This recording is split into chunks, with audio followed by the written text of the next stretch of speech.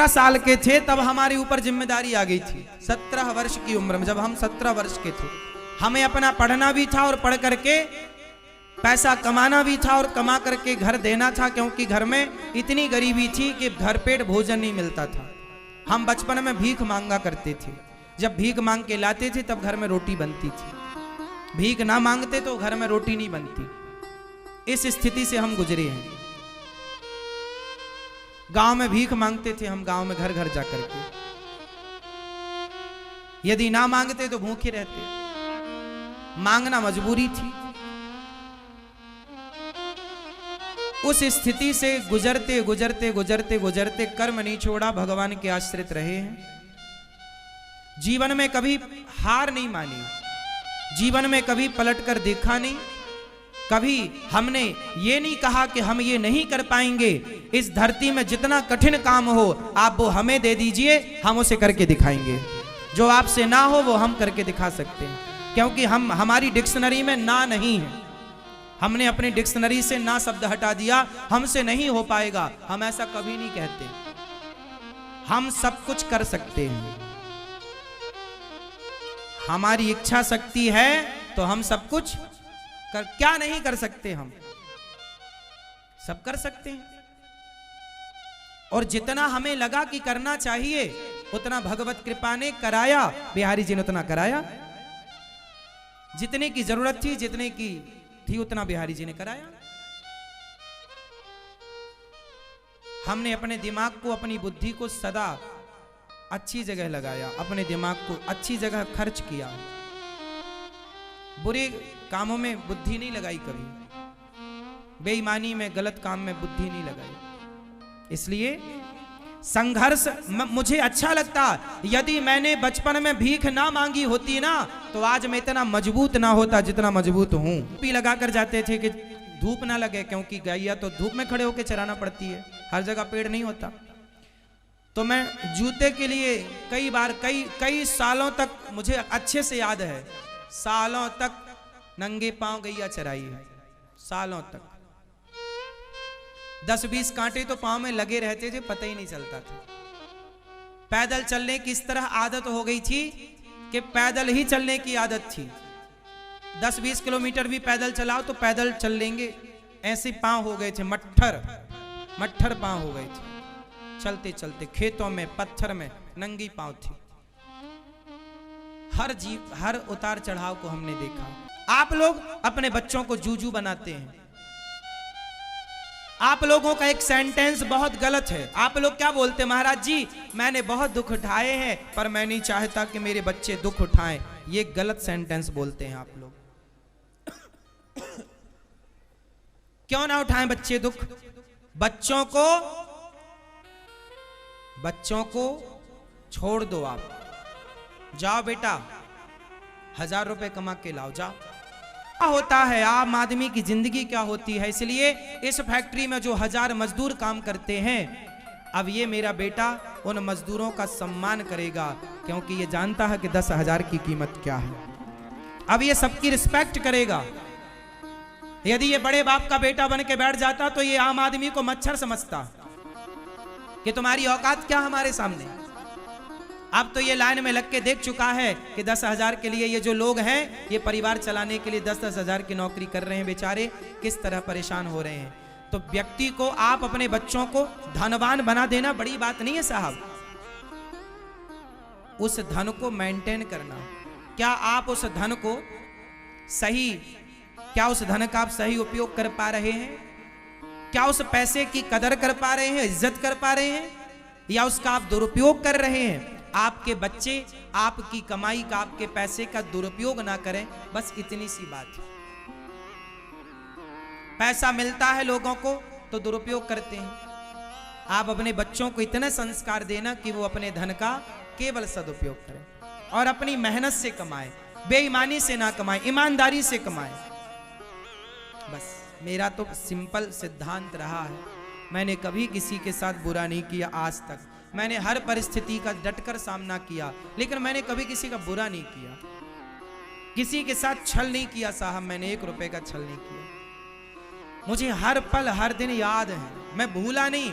मैं कोई स्कूल में इतना ना पढ़ पाया, मैं कोई यूनिवर्सिटी में इतना ना पढ़ पाया जितना मेरी जिंदगी ने मुझे पढ़ा दिया, मेरे समय ने मुझे पढ़ा दिया, मेरे जीवन की स्थिति ने जो मुझे पढ़ाया है ना, वो कोई यूनिवर्सिटी नहीं पढ़ा सकती। मैंने एक बार अपनी घटना सुनाई थी। देखो जीवन में एक मेरे साथ घटना, मैं पढ़ने के लिए 5वीं क्लास तक मैं 8वीं तक ना 7वीं तक सरकारी स्कूल में पढ़ा हूँ। हमारे गांव में 5वीं तक स्कूल था, दूसरे गांव में फिर 10वीं तक स्कूल था, मैं वहाँ पढ़ने जाता था। एक बार हम दूसरे गांव में गए पढ़ने के लिए, वहाँ से छुट्टी हुई 4 बजे, हम लौटे तो वहाँ से ना 2 किलोमीटर गांव था, तो बस चलती थी तो हम लोग रुक जाते थे, बस आएगी बस में बैठ के जाएंगे। बस में पीछे लटक जाते थे, किराया ना देना पड़े। बच्चे तो बच्चे होते हैं, हम भी उस तरह की मस्ती करते थे, घुस जाते थे चुपके से बस में। और 2 किलोमीटर था, अगला स्टॉप गांव था, वहां बस रुकती, उतर जाते। बहुत सारे बच्चे थे, बस वालों को भी पता था कि इनसे बच्चों से क्या किराया लेना, हम लोग नहीं देते थे किराया। कभी वो किराया मांगता था, उस समय तो चवन्नी चलती थी, उस हमारे टाइम पे ना चवन्नी चलती थी, 50 पैसे चलते थे। पंजी भी चलती थी, हमारे समय पे पंजी 5 पैसा चलता था। पंजी की एक गोली आती थी मीठी वाली, चूसने वाली, 1 रुपए की 20 गोली आती थी, हम लोग ले आते थे, जेब में भर लेते थे, चूसते रहते थे। हमारे टाइम पे पंजी की गोली आती थी। और एक बिस्किट आता था 1 रुपया का, आर के बिस्किट, छोटा इतना बड़ा बिस्किट आता था। पार्ले जी बड़ा महंगा था, पार्ले जी खाने की औकात नहीं थी तब। पार्ले जी तब भी 5 रुपया का था, 4 रुपए का। तो एक बार मैं गांव आ रहा था, शाम को क्या हुआ कि समोसे की दुकान थी, तो समोसा खाने का मन हुआ। समोसा 1.5 रुपए का था और मेरे पास लगभग 1 रुपए थी। मैंने बोला भैया 1 रुपए ले लो, समोसा दे दो।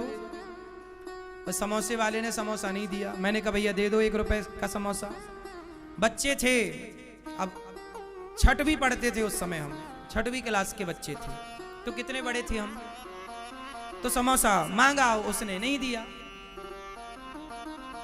तो हमने जिद की 1 रुपया ले लो भैया दे दो।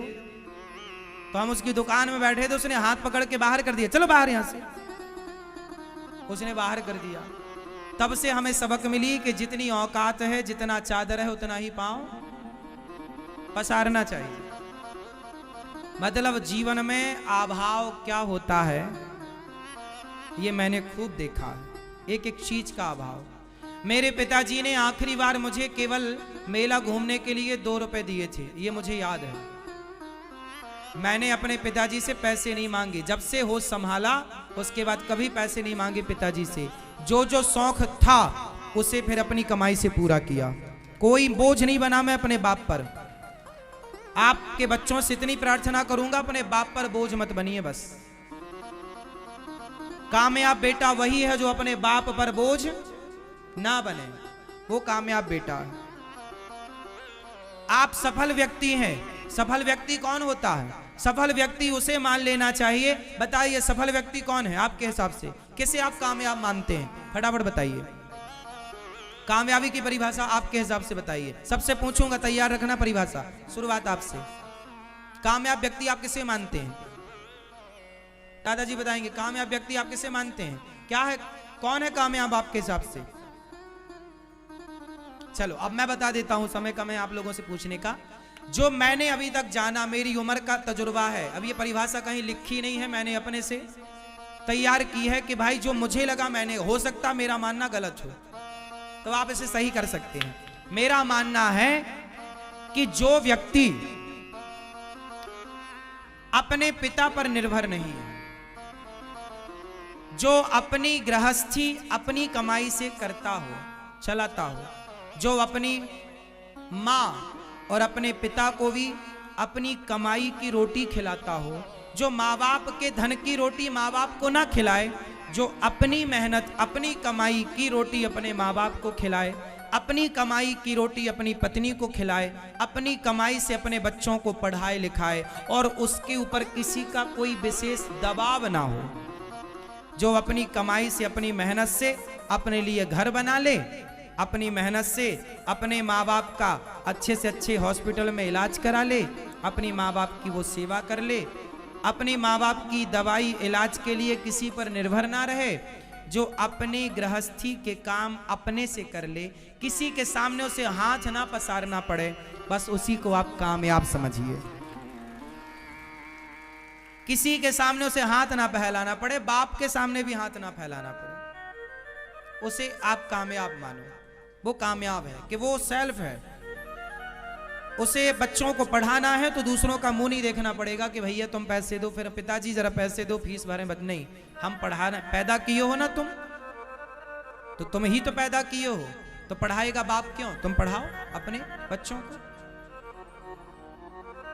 या फिर पहले अपने आप को योग्य बना लेते, फिर बच्चे पैदा करते। किसी पर भार क्यों बनते हैं आप लोग? बाप पर भी भार नहीं बनना चाहिए, मेरा मानना। क्यों जी, क्या कहते हैं आप लोग?